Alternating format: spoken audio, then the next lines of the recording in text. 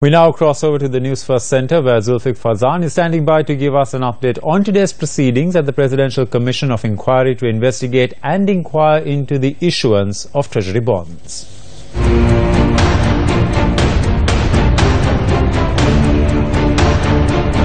The witness today was questioned on a certain apartment located at Monarch Apartments in Colombo 3. Now, she said that she purchased the amalgamation of 2 units as one apartment for 120 million rupees in early 2015. Now, when she purchased the apartment, she was living on the upper floor, and thereafter she moved in to the new apartment which she purchased, which is 4 bedrooms and 4,000 square feet. Now, she said as she was a director of East West Properties PLC, which is part of the Marriott Waligama Bay Resorts and Spa, she decided to move to Waligama to meet the obligations of her company, and thereafter decided that she must give the apartment in Colombo 3 on rent or on lease. She had informed her family and brokers about her idea on leasing out the apartment, and was later informed by her brother that the wife of a minister in the government was interested in looking at the apartment. After she had fixed a date to visit the apartment, the minister's wife had come to the apartment, inspected the site, and then made a phone call, following which she had said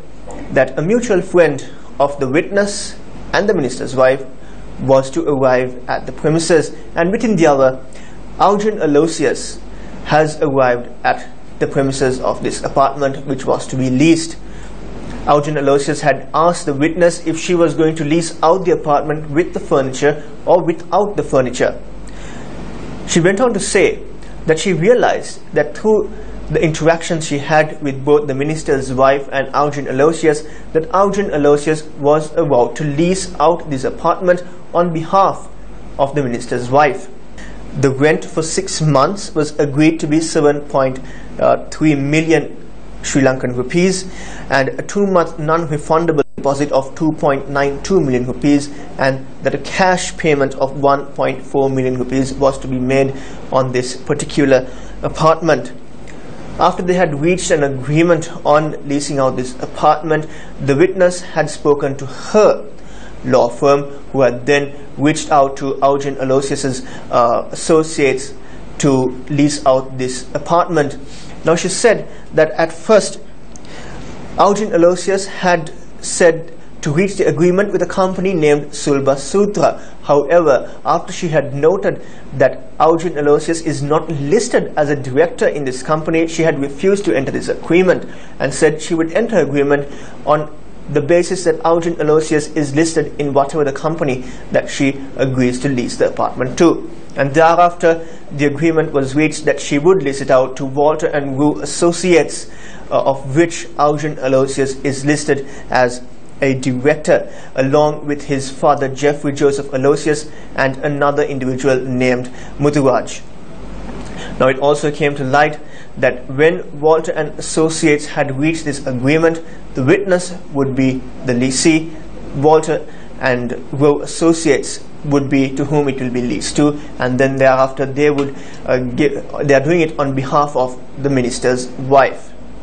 In addition to this revelation, the witness informed the commission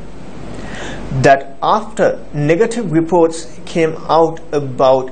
that Arjun Aloysius had leased out an apartment in Colombo to a minister and his wife, she had concerns, and she said that at that time Arjun Aloysius had called her over the phone and told that he had destroyed his lease agreement, and asked if she had a copy of the lease agreement. Now, she said that Aloysius hinted that she also destroy her copy of this lease agreement, and she was not aware why Arjun Aloysius would make such a request.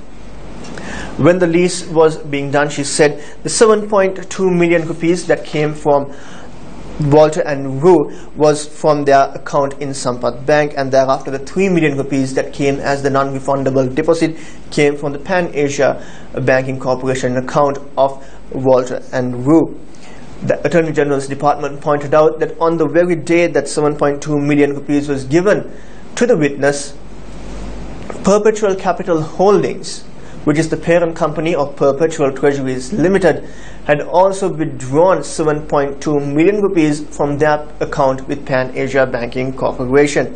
Now she went on to say that the shareholder of Vault and Rue was Perpetual Capital Holdings, which is incidentally the parent company of Perpetual Treasuries Limited.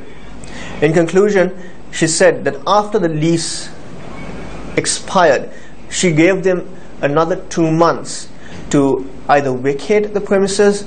or purchase the apartment from her. The witness said that the minister's daughter had said that she would get back to her on a price that they can agree on, and thereafter the agreement was reached for 165 million rupees to sell the apartment. The apartment in question was later sold to a company named Global Transportation and Logistics Private Limited. Now, what is surprising is that this company lists the minister's wife and daughter as directors, and thereafter the agreement was signed between the parties and the apartment was sold to the former minister's wife and the family. Now, it must also be noted that today the Commission instructed the council appearing on behalf of Arjun Aloysius to hand over his mobile phone, laptop and other communication devices to the CID personnel who are assisting the Commission. And this evening, Arjun Aloysius was seen at the premises assisted by his lawyers, handing over these devices to the CID personnel along with an affidavit that he was requested to submit. The council appearing on behalf of Arjun Aloysius had informed the Commission that the mobile phone that he used in 2015 was destroyed while he was in Singapore. This raised some eyebrows within the Attorney General's department. However, they said that they would find all the relevant data through other means with regard to this so-called destroyed mobile phone. Now, the Commission issued summons on Saturday for the Foreign Minister, who was also the former Finance Minister, Ravi Karunanayake, to appear before the Commission tomorrow. However, at the latter part of the proceedings, the attorney appearing on behalf of the Minister informed the Commission that the Minister will not be able to appear tomorrow as he has other obligations, and has requested an alternative date for him to appear before the Commission. The Commission said that they cannot postpone proceedings and has instructed the attorney for Minister Ravi Karunanayake to ensure that he appears before the Commission as soon as possible at a closer date so they don't delay the proceedings.